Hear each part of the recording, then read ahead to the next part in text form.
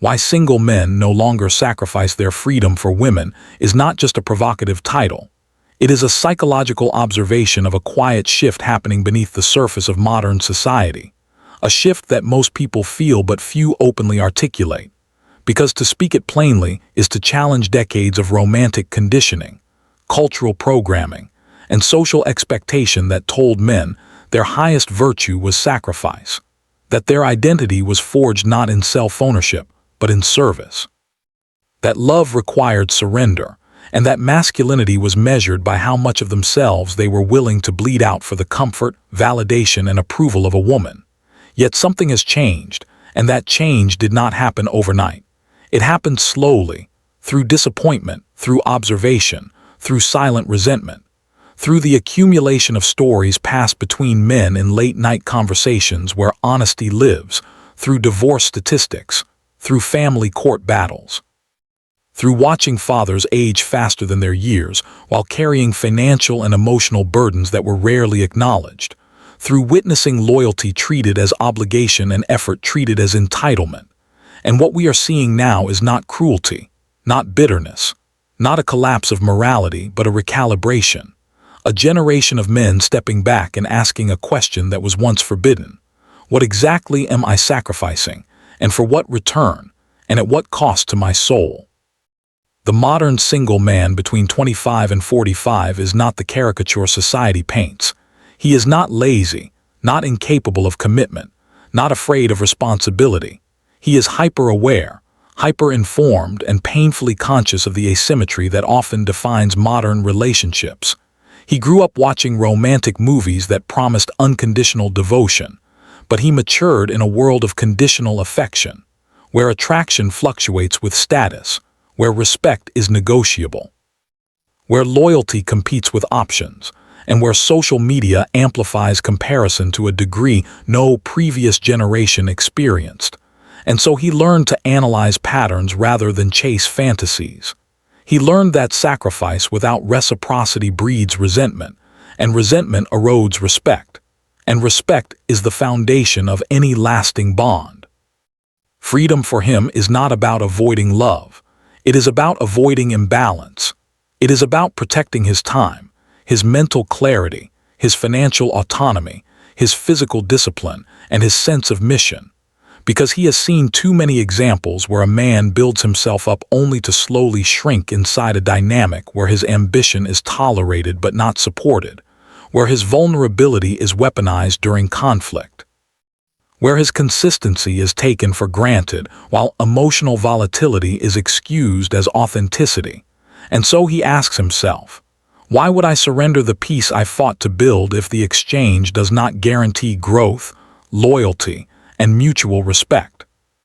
There was a time when sacrifice made structural sense, when marriage was an economic partnership, when community reinforced commitment, when roles were clearer, when social shame discouraged impulsive exits. But in a landscape where options are endless and accountability is diluted, the cost of blind sacrifice has risen dramatically, and men are responding rationally to incentives.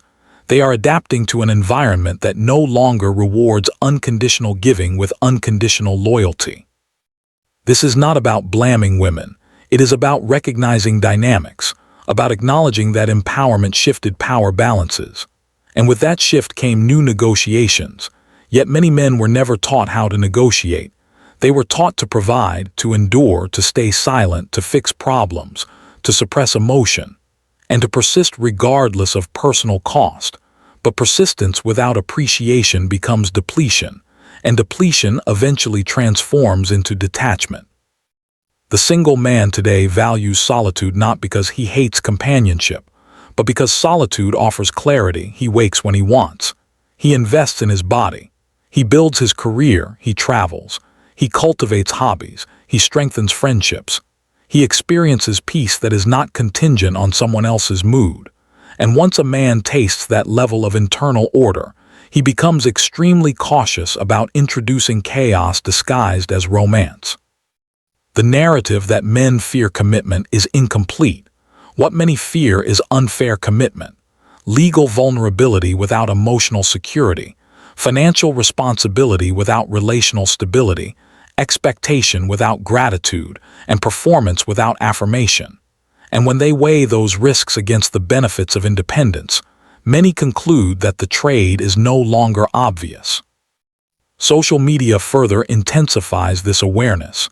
Men witness relationship conflicts broadcast publicly. They see private arguments turned into content. They see loyalty tested for entertainment.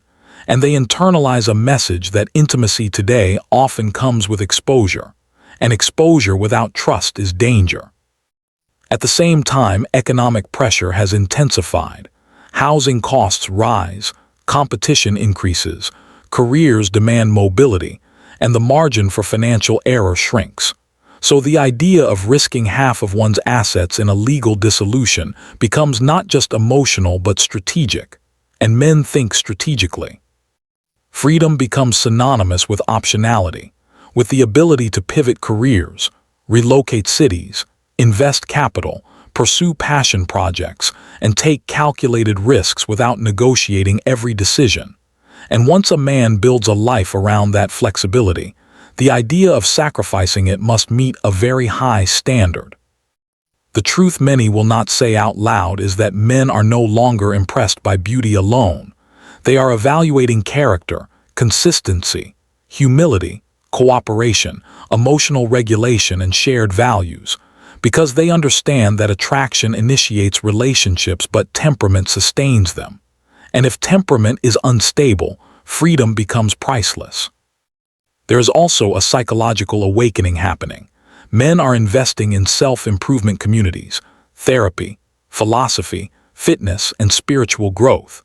They are confronting childhood wounds, redefining masculinity, and building identities not solely dependent on romantic validation.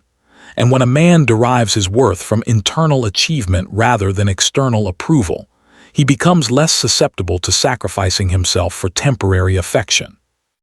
The modern single man has observed that love without respect is suffocating, that compromise without boundaries is self-betrayal, and that giving without discernment invites exploitation, so he is learning discernment. He is learning to say no, to walk away, to delay commitment until alignment is proven through time rather than promised through words. He no longer views being single as failure. He sees it as strategic incubation, a period to sharpen skills, accumulate resources, refine standards, and cultivate emotional intelligence, and this reframing removes desperation from his decisions. Desperation once fueled sacrifice, because men feared loneliness more than imbalance, but now many fear imbalance more than loneliness, because loneliness can be managed with community, purpose, and self-respect, while imbalance corrodes from within. There is also a deeper philosophical undercurrent. Men are questioning narratives about unconditional sacrifice as moral superiority. They are asking whether virtue requires self-abandonment, whether devotion must equal diminishment, and whether love should demand the erosion of individuality. And increasingly they conclude that true partnership should amplify both individuals rather than absorb one into the other. In this recalibration, men are not closing their hearts. They are fortifying their boundaries. They are not rejecting women. They are rejecting dynamics that diminish them and that distinction matters. They want partnership that feels like alliance, not obligation, collaboration, not control, shared vision, not silent competition. And if those elements are absent, they choose freedom. Freedom in this context is not reckless indulgence. It is disciplined autonomy, structured independence, a life governed by self-chosen principles rather than reactive compromise. Many have witnessed relationships where a man's hobbies are mocked, his friendships criticized, his ambition questioned, and over time he shrinks to maintain harmony, and that shrinking leaves scars. So now he protects his expansion fiercely. He understands that once you give up your routine, your goals, your social circle, and your financial independence, rebuilding them is harder than preserving them, so preservation becomes priority. The single man also recognizes that commitment today is no longer guaranteed permanence. Vows do not always translate into endurance, and cultural narratives often encourage self-fulfillment over shared sacrifice. So he is cautious about investing fully in structures that may not reciprocate long-term loyalty. This caution is interpreted as coldness, but in reality, it is pattern recognition. He is willing to sacrifice for a woman who demonstrates reciprocity, loyalty, emotional stability, and respect, but he is no longer willing to sacrifice blindly, and that distinction changes everything. The deeper truth is that many men feel they were never truly chosen for who they are, but for what they provide, and when provision becomes the primary currency of love, affection feels conditional, and conditional affection breeds guarded hearts. Guarded hearts prioritize freedom because freedom cannot withdraw affection. Freedom does not criticize your efforts. Freedom does not compare you to alternatives. Freedom does not threaten departure during conflict. Freedom is stable, predictable, and self-directed. To compete with that stability, a relationship must offer profound value, emotional safety, intellectual connection, shared mission, and unwavering respect. And when it does, men will still sacrifice. But when it does not, they will not. This is the recalibration, not rebellion but reevaluation, not misogyny but mathematics, an assessment of cost versus benefit in a world where the costs have become clearer. The conversation many avoid is that empowerment without responsibility creates imbalance, and when men perceive imbalance, they withdraw investment, not out of spite but out of self-preservation. Self-preservation is not selfishness. It is survival instinct refined by experience. The single man today is building himself not to be rescued but to be complete, and completeness changes negotiation dynamics, because a complete man does not need validation to function. He desires connection but does not depend on it for identity. When desire replaces dependency, sacrifice becomes optional rather than compulsory, and optional sacrifice must be earned. That is the new standard: earned devotion, demonstrated alignment, proven loyalty over time. Until then, freedom remains sacred, because freedom allowed him to become the man he is, disciplined, focused, resilient, aware, and he will not relinquish that lightly. So when we ask why single men no longer sacrifice their freedom for women, the answer is layered, psychological, economic, cultural, and deeply personal. It is a story of awakening, of boundary formation, of strategic caution, of learning from observation rather than fantasy, and of redefining love not as surrender but as synergy. The men who choose freedom are not running from responsibility. They are running toward self-mastery, and only a relationship that enhances that mastery will persuade them to trade autonomy for alliance.